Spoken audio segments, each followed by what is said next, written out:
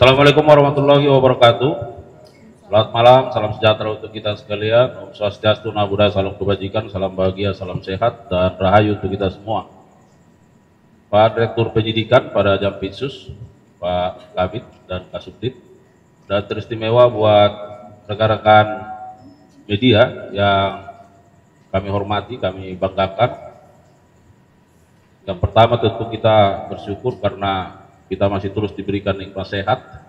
Yang kedua, kami berterima kasih kepada rekan-rekan media yang dengan undangan kami sudah selarut ini masih bersedia bersama kami untuk mengikuti rilis yang akan kami sampaikan. Rekan-rekan media, bahwa pada kesempatan yang baik ini Direktur Penyidikan pada Jampitsus akan merilis perkembangan penanganan perkara, dalam hal ini penyidikan perkara dugaan tindak pidana korupsi dalam tata kelola minyak mentah dan produk kilang pada Pertamina Subholding dan KKKS tahun 2018-2023. Rekan-rekan media, perlu kami sampaikan bahwa penyidik pada jajaran Jampitsus dalam perkara ini telah melakukan pemeriksaan terhadap setidaknya 96 saksi dan 2 orang ahli. Dan pada hari ini ada beberapa orang yang dipanggil dan dibawa oleh penyidik dan dilakukan pemeriksaan sebagai saksi di Kejaksaan Agung.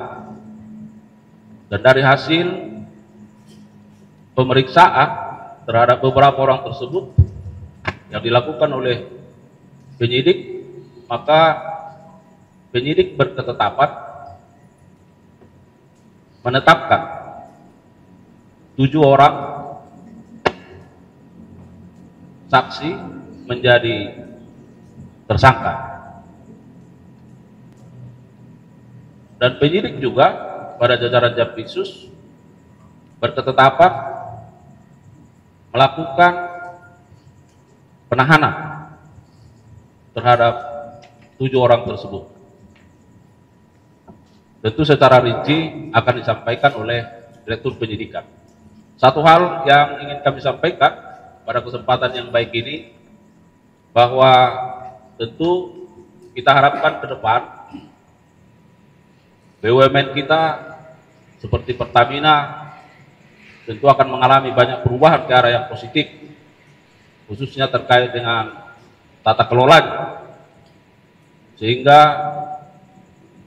Pertamina akan memberikan kontribusi terbaik bagi kesejahteraan rakyat.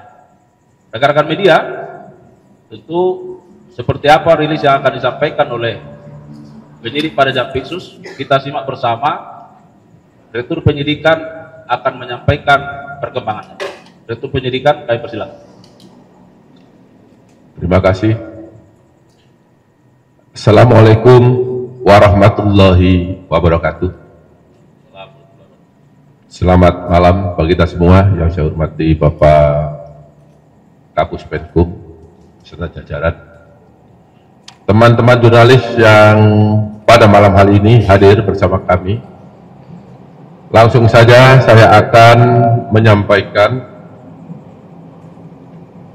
perkembangan penanganan perkara terkait penyidikan dugaan tindak pidana korupsi dalam tata kelola minyak mentah dan produk kilang pada PT Pertamina Persero, Subholding, dan kontraktor kontrak kerjasama atau K3S tahun 2018 sampai dengan tahun 2003.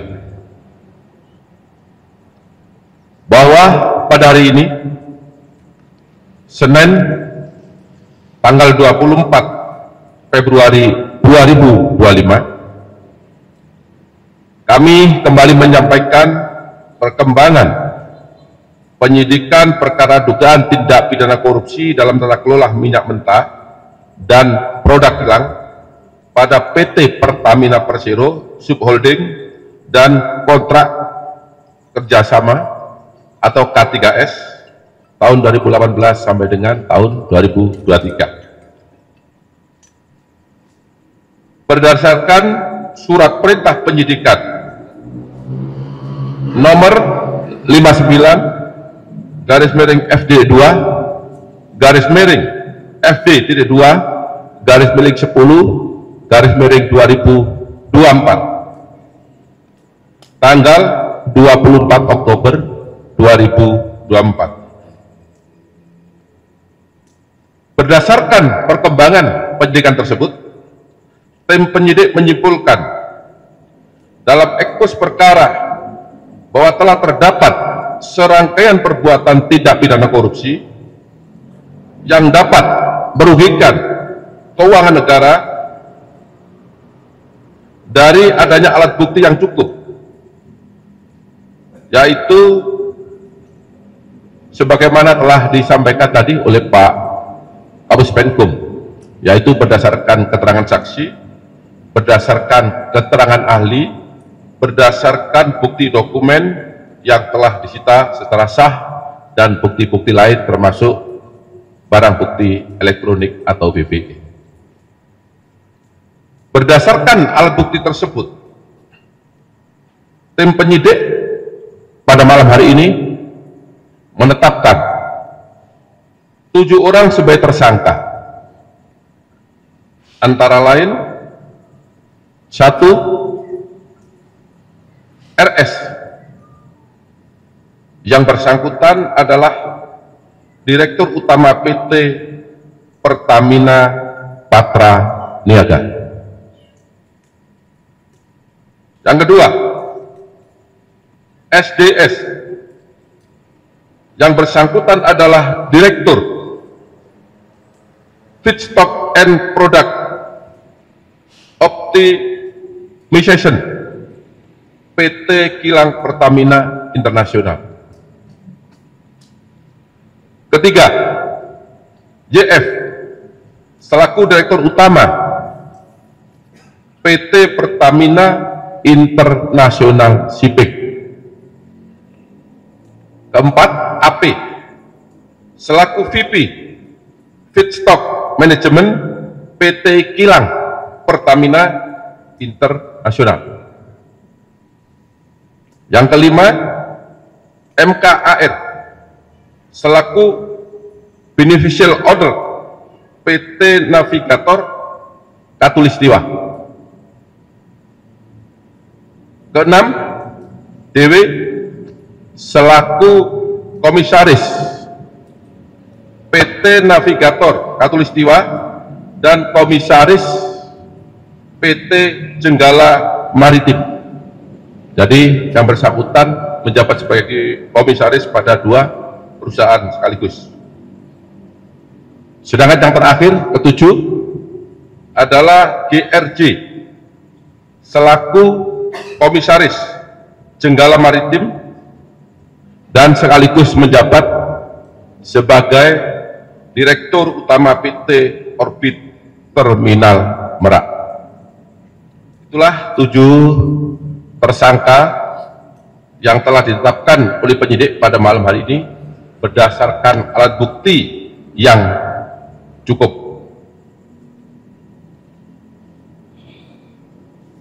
Kemudian setelah dilakukan pemeriksaan kesehatan dan yang bersangkutan dinyatakan sudah sehat, selanjutnya tim penyidik melakukan penahanan terhadap para tersangka 20 hari ke depan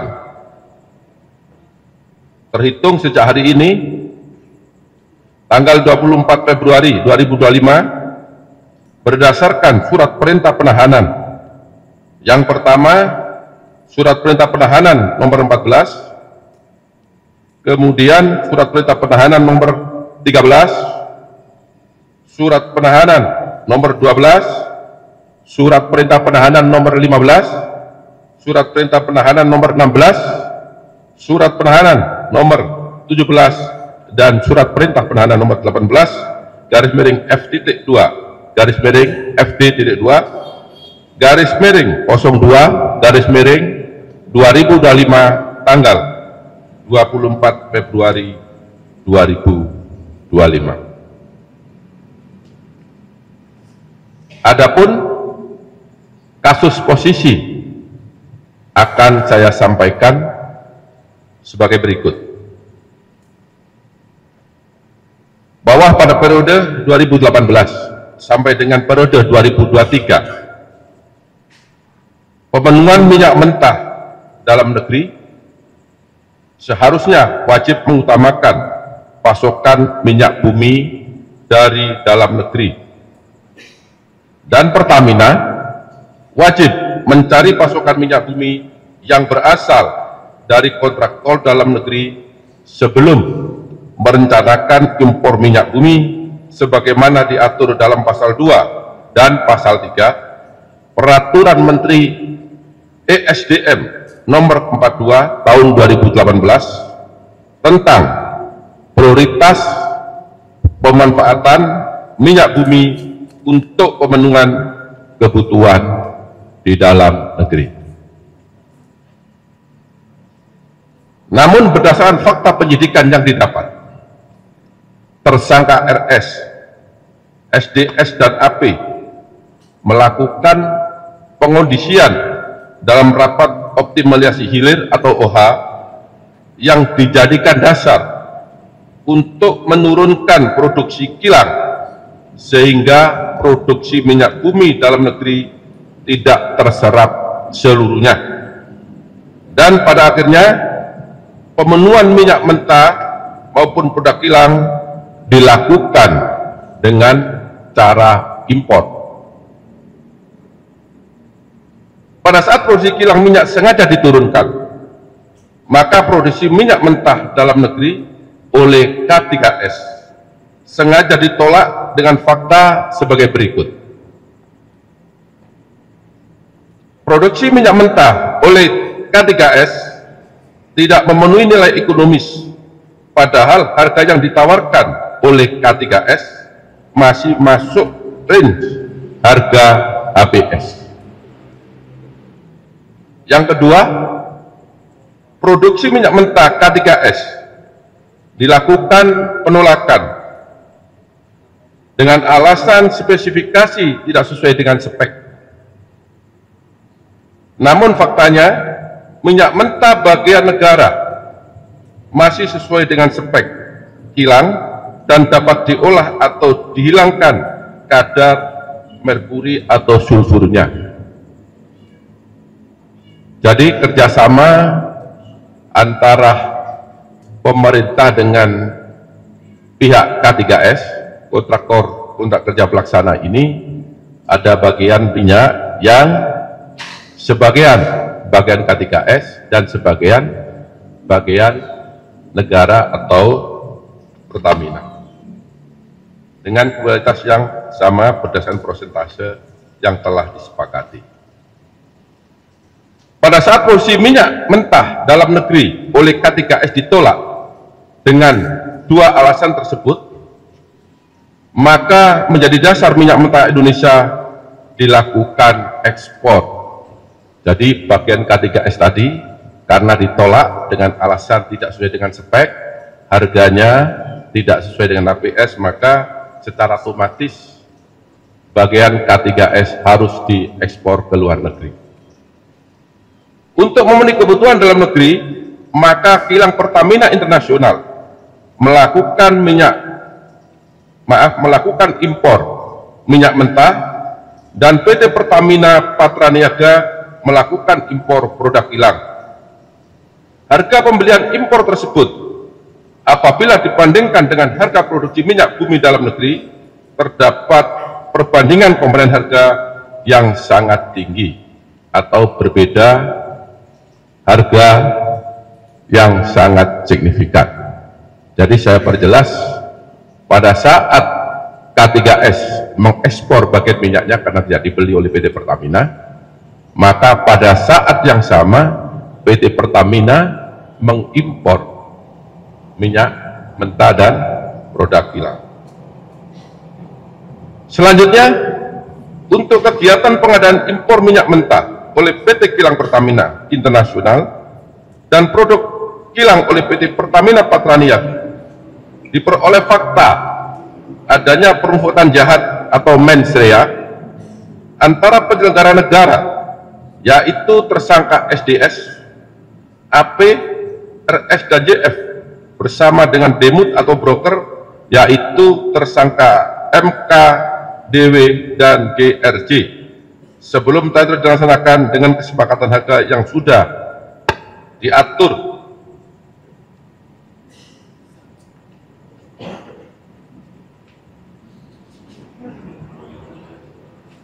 Yang bertujuan untuk mendapatkan keuntungan secara melawan hukum dan merugikan keuangan negara.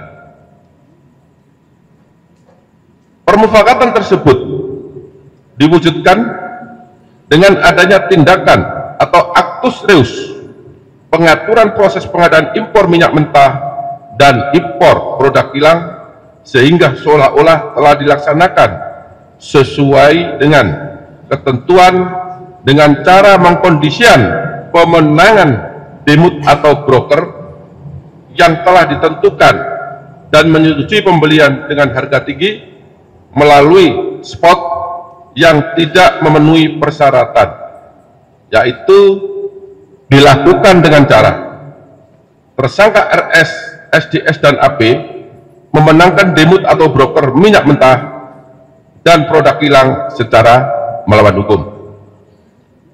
Yang kedua, tersangka DM dan GRJ melakukan komunikasi dengan tersangka AP untuk dapat memperoleh harga tinggi pada saat syarat belum terpenuhi dan mendapatkan persetujuan dari tersangka SDS untuk impor minyak mentah dan dari tersangka RS untuk produk kilang.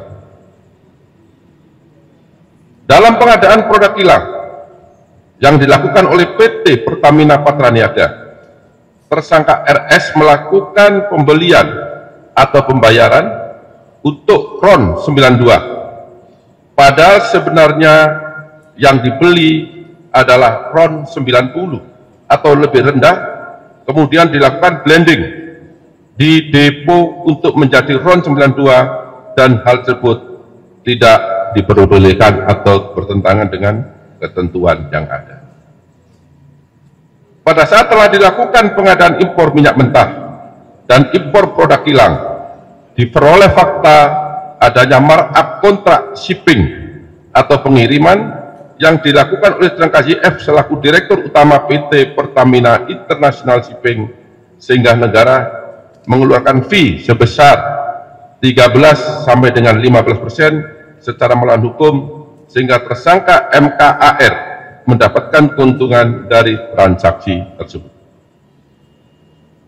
Pada saat kebutuhan minyak dalam negeri mayoritas diperoleh oleh produk impor secara melawan hukum, maka komponen harga dasar yang dijadikan acuan untuk penetapan HP atau harga indeks pasar bahan bakar minyak untuk dijual kepada masyarakat menjadi mahal atau lebih tinggi, sehingga jadikan dasar pemberian kompensasi maupun subsidi bahan bakar minyak setiap tahun melalui APBN.